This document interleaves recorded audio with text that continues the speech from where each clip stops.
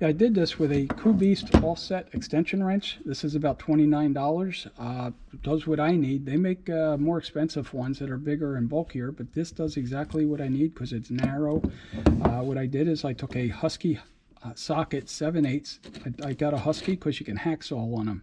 I hacksawed this out to hold the H11 bulb. I put it on this Beast offset extension, took a nut driver with a 3/8 adapter, and I can put this right up at the headlight, behind the headlight bulb.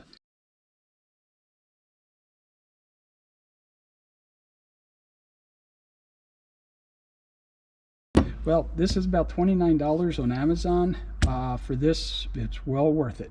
That and a $5 socket and a hacksaw. So that turns taking your car apart into a 5-minute job, literally. That's all it should take. Thanks. Bye.